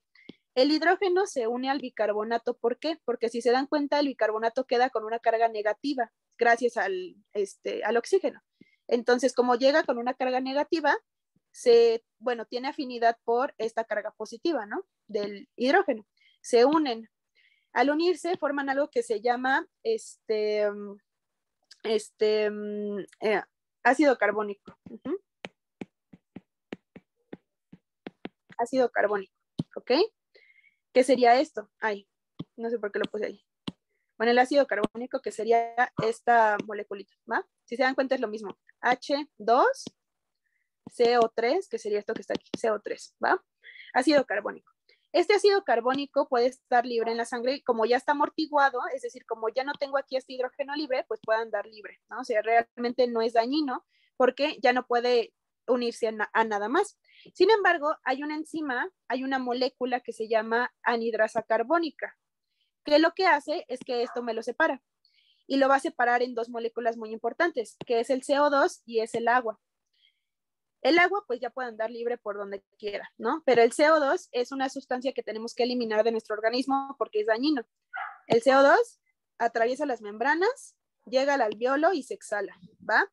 Esta es la forma más importante en cómo el bicarbonato, perdón, acá está, el bicarbonato se une a un hidrógeno para formarnos el ácido carbónico, se descompone en agua y en CO2 y ya de aquí este CO2 se exhala, ¿va? ¿Tienen alguna duda o me entendieron bien esta explicación rápida del esquema? ¿Se entendió bien? Sí, se entendió. Va. Esto de todos modos se los dejo. Bueno, o sea, en la presentación, ¿va? ¿Tienen alguna duda igual en el chat? Pueden poner. Bueno, en mi caso tengo duda en cuando se libera el ion de hidrógeno. Ah, ok. Bueno, esto lo van a ver más adelante como más específicamente, pero lo que sucede es que la hemoglobina es una proteína que tiene cierto número de enlaces disponibles.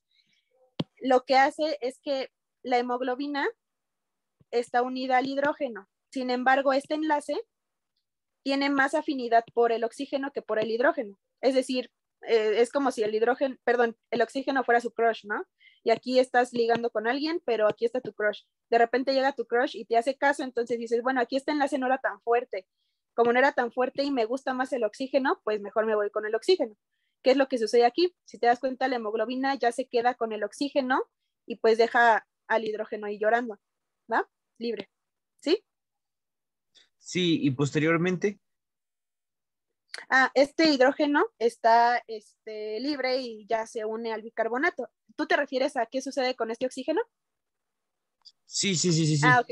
Llega, bueno, esto igual lo van a ver más adelante. Esta célula llega al destino, ¿no? Por ejemplo, llegaría a, no sé, a una célula del hígado, ¿no? Aquí tenemos a varias células del hígado. Lo que sucede, bueno, esto lo van a ver como más adelante, pero prácticamente lo que sucede es que dentro de estas células van a empezar a desprender ciertos desechos, ciertas cosas que ya no les sirven. Entonces, aquí lo que sucede es que como estas células están necesitadas de oxígeno, este oxígeno se desprende de esta hemoglobina y se queda dentro de estas células. ¿Para qué? Pues prácticamente para que se pueda llevar a cabo la respiración mitocondrial y todo eso, ¿va? Entonces se quedan en estas células y esta hemoglobina se queda cargada con otro tipo de desechos, ¿sí?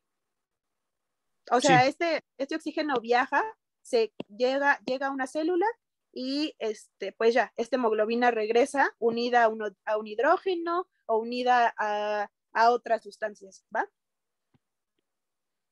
Ok. Sí. ¿Tienen alguna duda con esto? Este amortiguador es muy, muy importante. ¿De dónde saca el bicarbonato? El bicarbonato es una sustancia que nosotros tenemos. Algo que sucede también es que esta anhidrasa carbónica es reversible, es decir que puede formar, o sea, esta anhidrasa carbónica actúa aquí, pero también actúa aquí.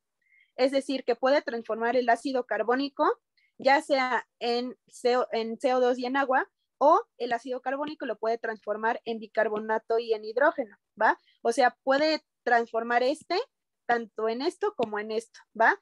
Es por eso que a veces el ácido carbónico, cuando, por ejemplo, en este caso hay mucho, no sé, hay mucha necesidad de amortiguar hidrógenos, es decir, que aquí hay muchos, pero por ejemplo, en este caso solo hay uno, es por eso que esta anhidrasa carbónica tiene la capacidad de transformarme a este ácido carbónico en bicarbonato.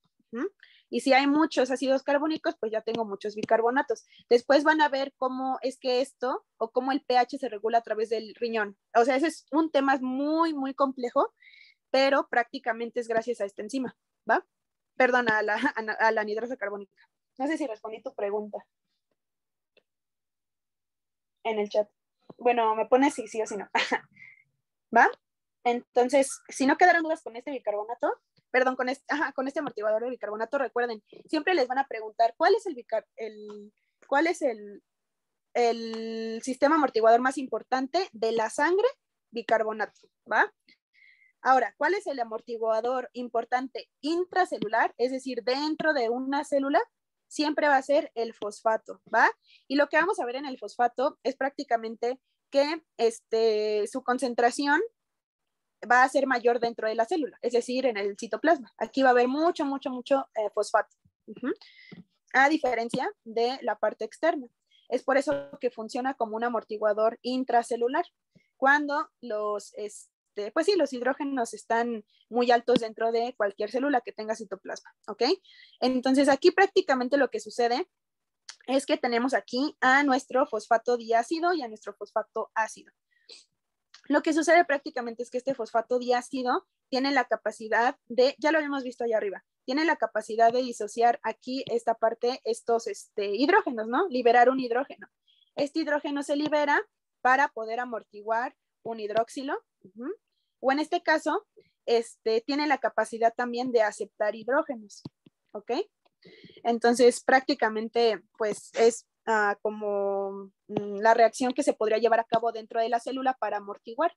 Si se dan cuenta, aquí tenemos a un fosfato ácido, que sería ¿no? Aquí. Y si de repente hay muchos hidrógenos fuera de la célula, perdón, dentro de la célula, pues los tenemos que amortiguar, ¿no? Cualquiera de estos hidrógenos se puede unir y ¿qué me quedaría? Fosfato diácido, ¿no? Entonces tiene la capacidad tanto de separarse y darnos un hidrógeno, como esta parte tiene la capacidad de recibir hidrógenos, ¿ok? Por eso es que es el amortiguador intracelular más importante, ¿va? Y ya por último, las proteínas. Las proteínas van a ser van a ser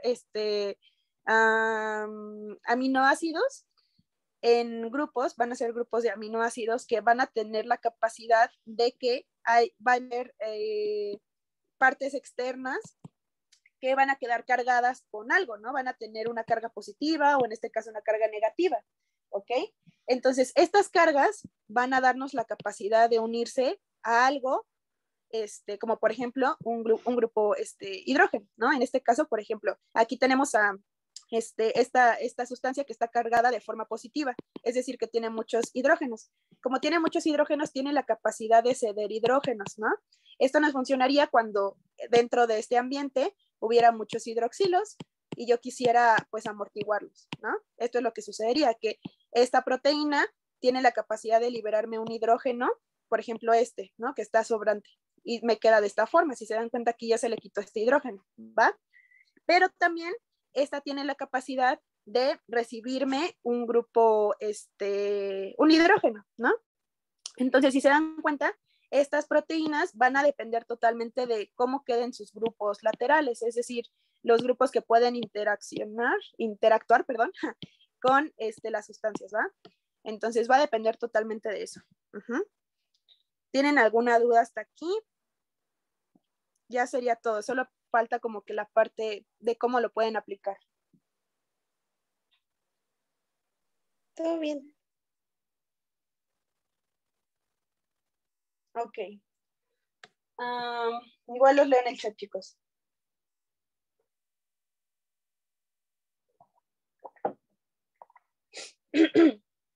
Ay, ya me cansé de hablar.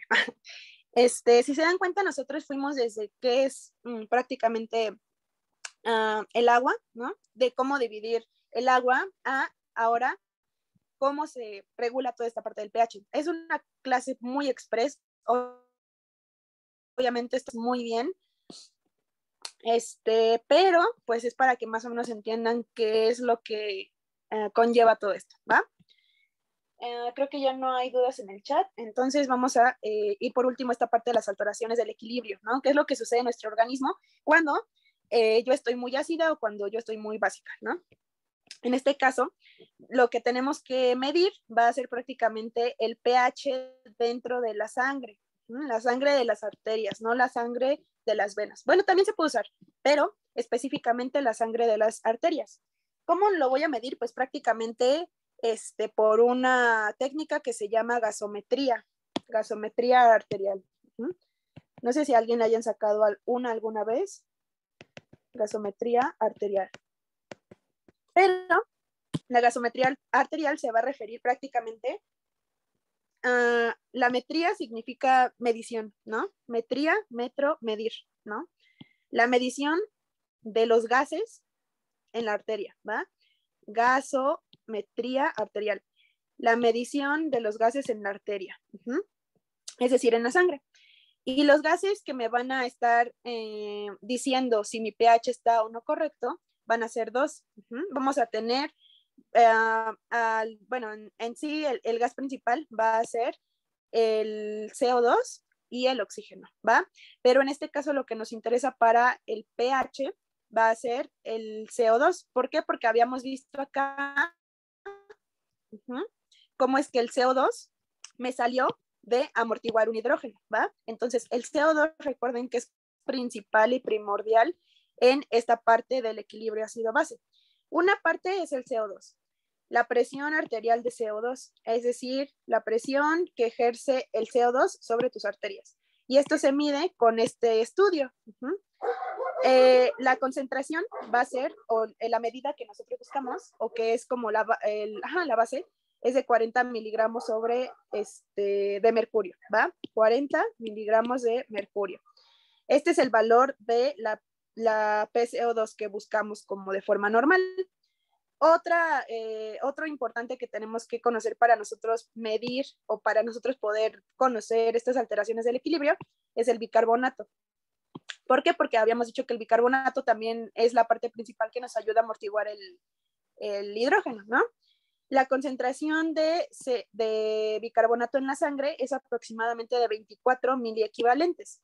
Entonces, si se dan cuenta, tenemos que buscar siempre estos valores, que estos valores estén bien. Obviamente aquí puede variar, ¿no? 41, 42, bla, bla, bla, pero nunca puede ser muy alto. Y aquí también, más menos 2, ¿ok? Entonces, estos valores, pues, se los tienen que aprender ya después. Ahorita no es tan importante porque van empezando, pero se les van a quedar grabados, ¿ok? Lo primero que tenemos que conocer es el pH, es decir, cómo está la concentración de hidrógeno en mi sangre, ¿no? Sí, habíamos dicho que estos eran los valores como...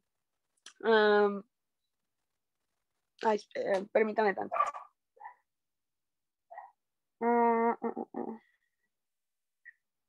Ok, listo, perdón. Habíamos dicho que estos eran los valores como basales, ¿no? Los rangos normales, ¿ok? De 7.35 a 7.45. Cuando el pH se encuentra menor a 7.35, vamos a estar diciendo que es una acidosis. Acidosis. Ácido en la sangre, ¿no? Acidosis. Cuando el pH es mayor a 7.45, estamos hablando de una alcalosis, ¿no? Alcalis en la sangre, ¿no? Es decir, más base en la sangre. Estas van a ser las dos principales alteraciones del equilibrio. Lo que vamos a ver es que estas alteraciones se pueden deber a distintas situaciones, ¿ok? Cuando yo tengo una acidosis, es decir, cuando mi pH es menor a 7.35, tengo que buscar cuál es el valor de la presión arterial de CO2, que habíamos dicho que lo normal es de 40 aproximadamente. Cuando esta presión arterial de CO2 está mayor a 45, es decir, es decir, que está alta, ¿no? Quiere decir que yo, dentro de mi organismo, ¿cuál es el órgano que saca el CO2? Lo mencionamos hace rato. Los pulmones. Exacto, los pulmones exhalan CO2. Quiere decir que cuando yo tengo mucho CO2, eso quiere decir que yo tengo mucho CO2 en mi sangre y que yo no estoy exhalando completamente el CO2, es decir, que el CO2 está quedando guardado dentro de mi organismo, ¿no? A esto se le va a conocer como acidosis respiratoria. ¿Por qué? Porque yo no puedo eliminar todo el CO2. ¿Cuál sería algún problema que me impida yo eliminar todo el CO2? Respirar poco, lo que se conoce como hipoventilación. Hipo de poco, ventilación, pues de ventilar, ¿no? Es decir, que yo tenga problemas con respirar, ¿no? Obstrucción de las vías aéreas, ¿no? Por ejemplo, de que, no sé, se me haya atorado una manzana, ¿no? O que yo tenga algún tipo de asma, porque el asma produce mucho moco, hace que yo produzca mucho moco, y eso me está impidiendo que mi sistema respiratorio pueda expulsar todo el CO2, ¿no? Que mis músculos de la respiración no funcionen o que estén como debilitados, ¿no? Por ejemplo, de que mi diafragma pues no pueda expulsar todo el CO2, no pueda apretar mis pulmones para yo expulsar todo el CO2, ¿no? O por algunas drogas como los opiáceos, ¿no?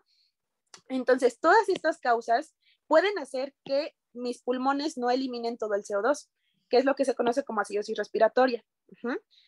Lo que yo estaría viendo, la compensación, lo que yo estaría viendo dentro de mi organismo, es que vamos a tener que mis riñones van a ayudarme.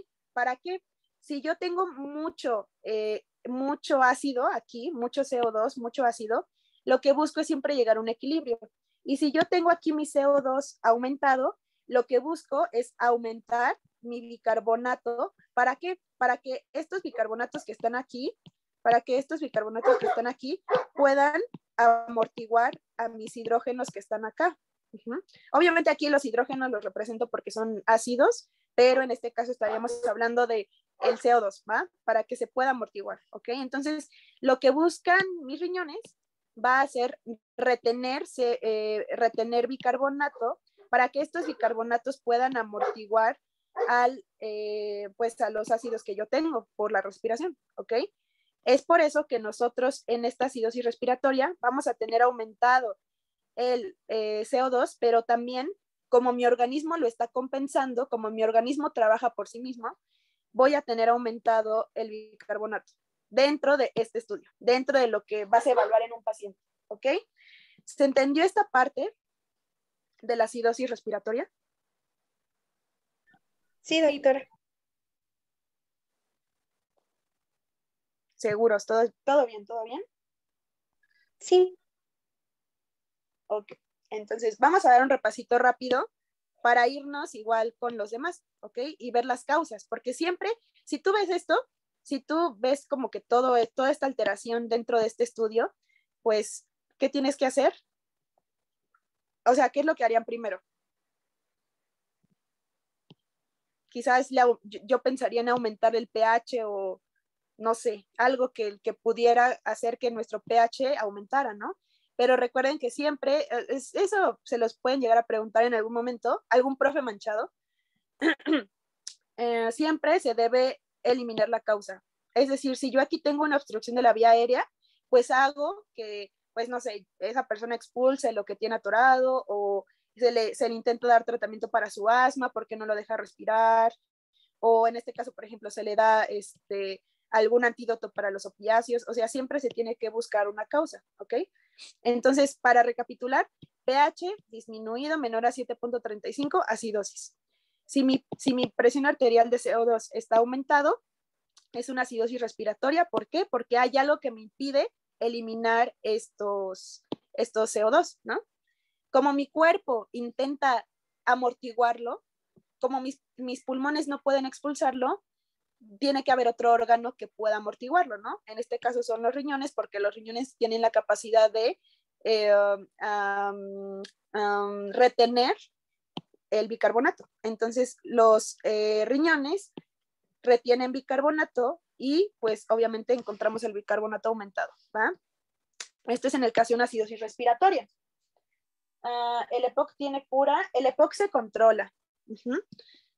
Eso lo van a ver después, pero se controla. Entonces, ya, acidosis. Ahora, ¿qué es lo que nosotros vamos a tener en una, por ejemplo, si yo tengo una acidosis, si yo tengo una concentración disminuida de CO2, pero en mi estudio yo veo un bicarbonato disminuido?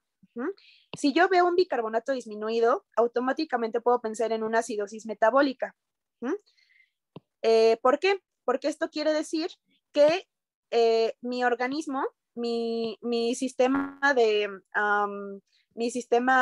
renal, mis riñones están perdiendo mucho bicarbonato, es decir, que mis riñones quizás están fallando y están perdiendo bicarbonato.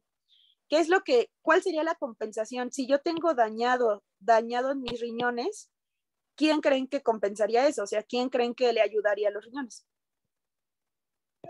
Los pulmones. Exacto.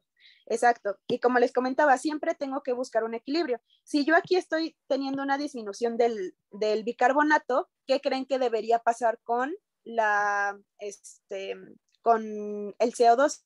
¿Tendría que aumentar o tendría que disminuir?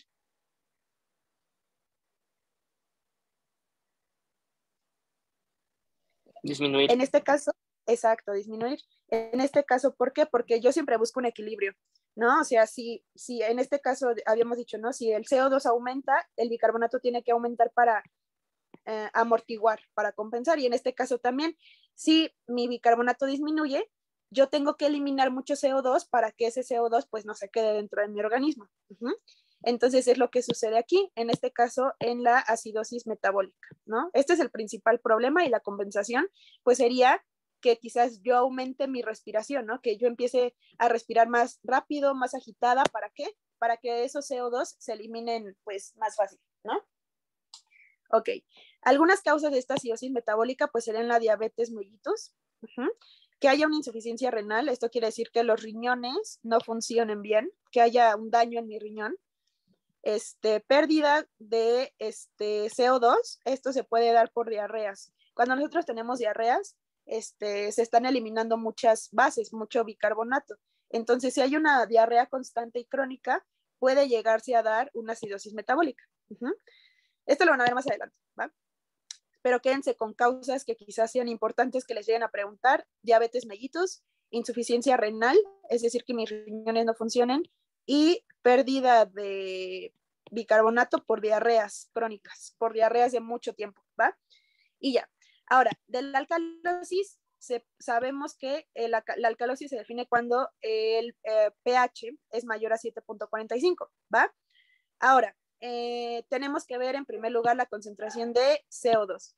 Cuando la concentración de CO2 es baja, quiere decir que mis pulmones están expulsando mucho CO2, ¿no? Porque dentro de mí no queda mucho. Entonces, yo estoy expulsando mucho CO2. A esto se le conoce como alcalosis respiratoria. Aquí tenemos entonces nuestro CO2 que está disminuido. ¿Qué tendría que hacer mi riñón? ¿Aumentar o disminuir el bicarbonato? Disminuirlo, ¿no? Exacto, mis riñones tendrían que disminuir el bicarbonato, es decir, que tendrían que expulsar mucho bicarbonato, ¿no? Acá, al contrario, es lo contrario de esta, ¿no? Acá veíamos que tenían que retenerlo, pues ahora lo tienen que eliminar. Y algunas causas de la acidosis respiratoria puede ser la hiperventilación. ¿Alguien sabe qué es la hiperventilación? Mayor, Que está acelerada la frecuencia respiratoria.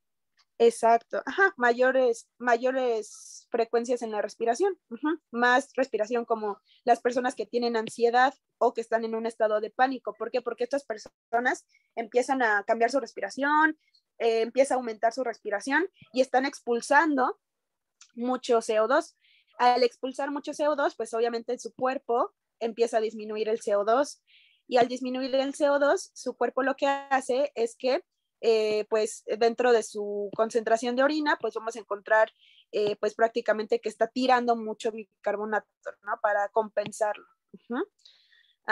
Y ya por último, la alcalosis metabólica. Acá tenemos una alcalosis, es decir, más de 7.45, pero aquí yo estoy viendo en mi estudio que mi bicarbonato está elevado. Aquí yo veo que mi bicarbonato está muy elevado, ¿no? De 30, por ejemplo. Entonces, ¿qué sucede? Que en este caso, mi riñón no está expulsando bicarbonato, es decir, que lo está reteniendo mucho. Eso también pues es que mi organismo tiene mucho bicarbonato. ¿Qué es lo que sucede? Si aquí no funciona mi riñón como para expulsarlo, la compensación tiene que ser respiratoria, ¿no? Si no es uno, es otro. ¿Y qué tendría que hacer mi pulmón para yo poder nivelarlo? Tiene que aumentar, pues, el CO2, ¿no? Es decir, que yo tengo que empezar a respirar más tranquila. Bueno, o sea, obviamente eso es inconsciente, ¿no? Pero mi cuerpo empieza a respirar más tranquilo, retengo más CO2 para que aumente dentro de mi organismo y que nivele estos valores elevados de bicarbonato, ¿va? Algunas causas de la acidosis metabólica es el vómito, es decir, pues cuando yo vomito pierdo muchos hidrógenos, por lo tanto el bicarbonato se aumenta y por lo tanto yo tengo que aumentar mi valor de CO2, ¿no? Algunos medicamentos como los antiácidos para la gastritis y otras causas, ¿ok? ¿Tienen alguna duda con esto? O más o menos, obviamente esto es muy complejo, les digo, esto yo lo entendí bien hasta sexto, séptimo semestre, porque esto implica muchas otras cosas, pero lo importante que quiero que se lleven es que cuando fallan los pulmones, el riñón tiene que ir al rescate. Y cuando fallan los riñones, el pulmón es el que tiene que ir al rescate, ¿ok? ¿Tienen alguna duda con esto? No, todo bien. No. No, todo bien. Preguntan en el chat que cuáles serían los síntomas de una persona que tiene acidosis. Depende de qué tipo de acidosis, si es respiratoria o es metabólica.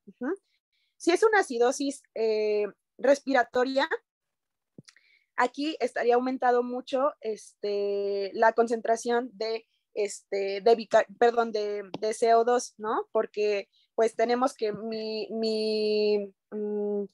mi sistema respiratorio no está eliminando el CO2, como en el EPOC, en el asma, en obstrucciones, cuando yo tengo mucho moco, cuando estoy drogada, ¿no? ¿Qué sucede? Que obviamente mi cuerpo, mi sistema respiratorio no puede respirar de forma correcta, por así decirlo, no puede ventilar de forma correcta. Es decir, que mi respiración sería más lenta, obviamente mi frecuencia cardíaca, es decir, los latidos que yo tengo y las respiraciones que yo tengo serían más lentas. Ay, perdón. Esto sería como una característica importante de la acidosis respiratoria. En el caso de la acidosis metabólica, va a depender mucho de la causa. ¿Por qué? Porque aquí no es evidente, ¿ok? Aquí no es evidente. Lo que podemos ver sería la compensación respiratoria. La compensación respiratoria, pues sería yo disminuir los niveles de CO2. ¿Cómo disminuyo yo los niveles de CO2? O sea, ¿qué tendría que hacer mi organismo para eliminar CO2?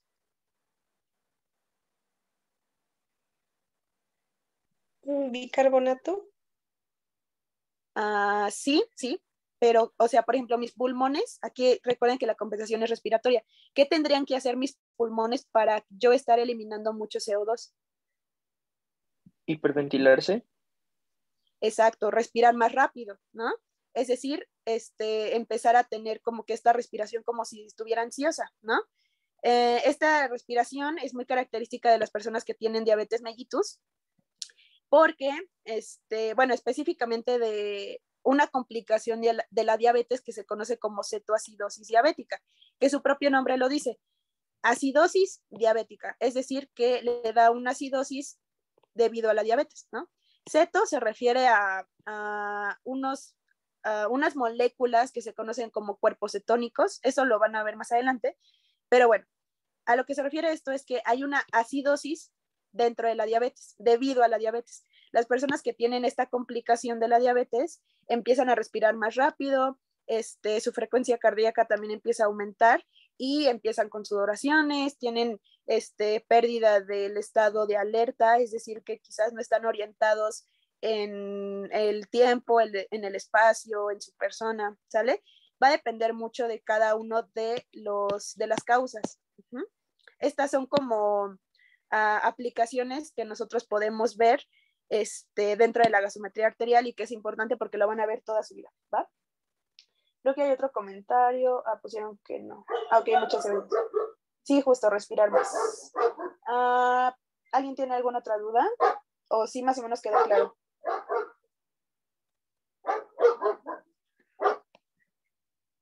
¿Todo bien?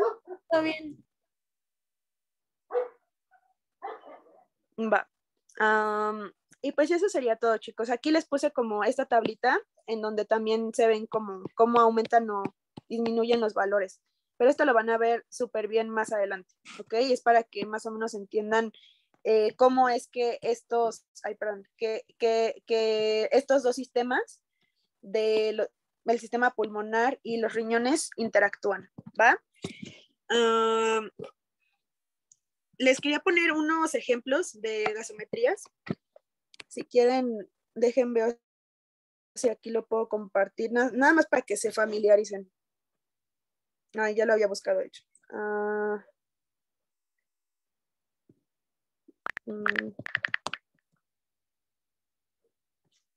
No hay.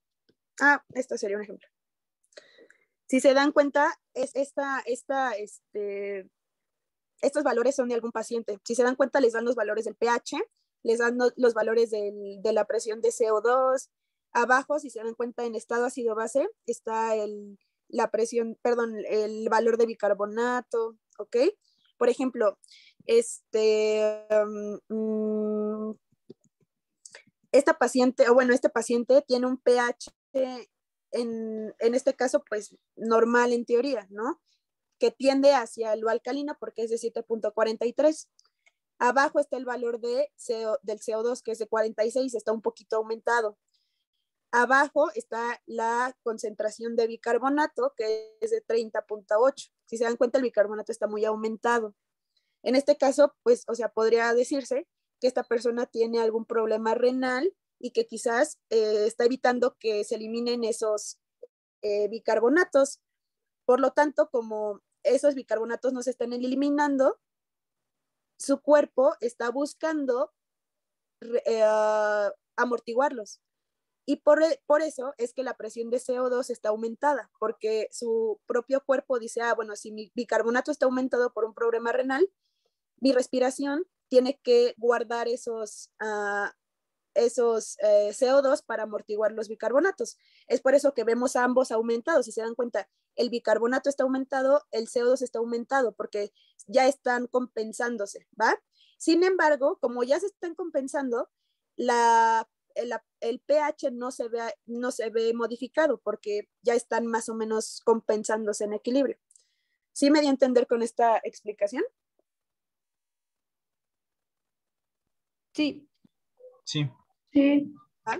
Es un ejemplo, ¿no? Obviamente, pues es una imagen que acabo de encontrar en internet, pero es como que un ejemplo de cómo ustedes pueden ver estas gasometrías, ¿no? Y obviamente si después se las llegan a poner como si alguien tiene algún problema, que espero que no, o alguno de sus familiares, es lo que ustedes podrían ver, ¿no? En este caso, tiene algún problema renal, tiene un aumento de los bicarbonatos, por lo tanto, su sistema respiratorio intenta aumentar el CO2, se amortiguan entre sí, por lo tanto, su pH todavía no se ve tan afectado, ¿ok?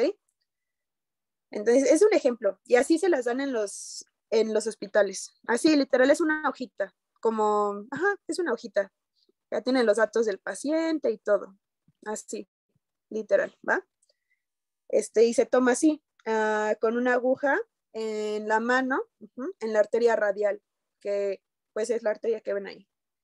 Y duele mucho. Entonces, pues eso sería todo, chicos. Les paso la presentación, ¿va? Voy a dejar de compartir pantalla. ¿Tienen alguna duda? Todo bien. Todo bien. Todo bien. Ay, perdónenme, creo que tenía algunos en espera, pero creo que acaban de entrar. Ok. Creo que hay una pregunta en el chat. Permítanme.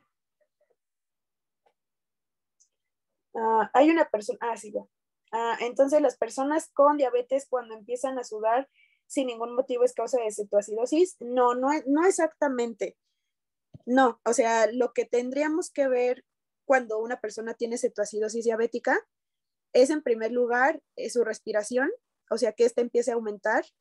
Es también ver su aliento, porque su aliento tiende a cambiar debido a la acidosis, o bueno, a los cuerpos cetónicos, que eran los que les decía que son unas sustancias que produce su organismo. Por eso se llama cetoacidosis, por los cuerpos cetónicos, ¿va? Esas sustancias, que más adelante van a ver, esas sustancias tienden a tener un olor característico como de fruta. Tienen que ver su estado de glucosa, específicamente a las personas que les da acidosis diabética, es porque no se controlan bien la glucosa. Entonces, como no se controlan bien la glucosa, estos niveles van a estar muy aumentados. Es lo que tienen que ver en los estudios. Y también su estado de alerta, es decir, cómo está orientada esa persona, ¿no?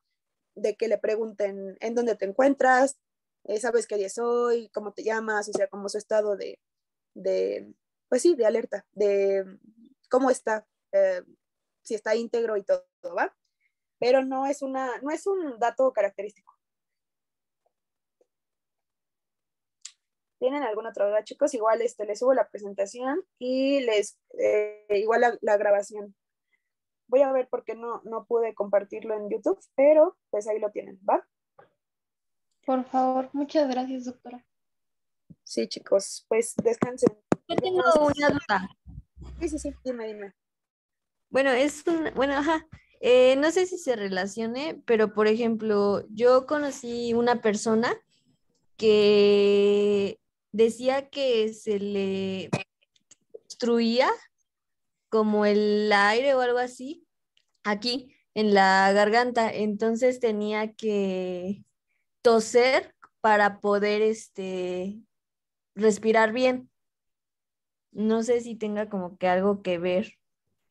Sí, probablemente, bueno, esa persona, o no sé, supongo que quizás tenía como, bueno, estoy pensando como en dos cosas, quizás mucha producción de moco, ya sea por alguna infección, por asma o por algún problema anatómico quizás, ¿no? Sí, porque igual sí tenía algo como de la nariz, algo así.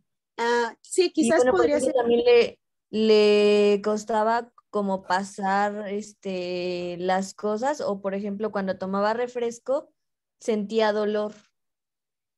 Pues quizás yo estaría pensando en ese caso en algo anatómico, ¿no? Que quizás tuviera alguna parte de su faringe o alguna parte de su laringe, de una forma que le estuviera impidiendo respirar de forma bien. Y quizás, o sea, quizás como que justo con algunas acciones, como el toser, es que esto le permitía respirar bien o incluso comer bien. Sí, exacto. Yo supongo que es por algo anatómico y pues ahí ya sería cuestión de quizás consultar a un otorrino, porque los otorrinos son los que ven todo lo de nariz, laringe, faringe, tráquea, o sea, como todo lo de arriba, todo lo superior del cuello para arriba. Entonces estas personas, los especialistas, ven esa parte, quizás les tomen alguna radiografía de cráneo para ver cómo están sus, no sé, sus huesitos, o una tomografía para ver cómo están sus estructuras y si ya tiene tiempo que sucede esto, quizás de años o así, pues puedan programarle como para hacerle algún procedimiento que pueda modificar su anatomía, pues. Sí, porque igual así algunas cosas que usted me dice, pues sí, como que sí le pasaban de la cabeza, y así. Sí, ok. Pues sí, igual te digo, con otorrino yo creo que lo pueden ver bien. Muchas gracias, doctora. Sí. ¿Alguien tiene alguna otra duda? Igual si ya se tienen que retirar, no se preocupen. ¿Todo el bicarbonato que se usa para estos procesos es sintetizado por nuestro cuerpo o se debe de ingerir algo? No, es nuestro propio organismo lo produce. Obviamente, dentro de nuestra alimentación, tanto las proteínas como los carbohidratos se descomponen en moléculas muy pequeñas. Y estas moléculas muy pequeñas son capaces de unirse a otras y formar bicarbonato, formar amonio, o sea, no necesitas consumir más bicarbonato, ni consumir más hidrógenos, eso no. Lo único que sí es que tu propio organismo lo produce, a menos de que ya estés en una situación terminal, como por ejemplo en la sala de urgencias hay personas en las que, o sea, tienen como que ya su estado muy ácido, muy ácido, muy ácido, y es una emergencia en donde están pues prácticamente en el límite, ¿no? Entonces ahí sí, procedimientos para poderles incorporar bicarbonato a través de la sangre, pero únicamente en emergencias, o sea, de que ya la persona está a punto de entrar en paro, pues ahí, ¿no? Si nosotros comemos normal, estamos sanos y todo, pues todo bien, ¿va? ¿Sí respondí Sí, todo? ok, gracias. Va. ¿Alguien más, chicos, o ya? Para cerrar la sesión. Ah, sí, sí se grabó la sesión, va.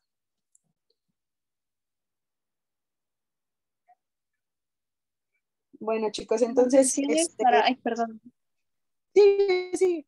Dime. Las sesiones estarán en el Drive, ¿verdad? Porque no se pudo en YouTube, según tenía entendido.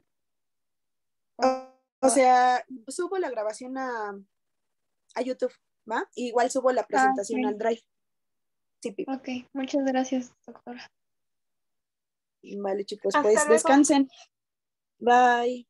Gracias, hasta luego. Hasta luego, Ay, doctora. muchas gracias. Hasta el miércoles, gracias. Gracias, hasta luego. Gracias.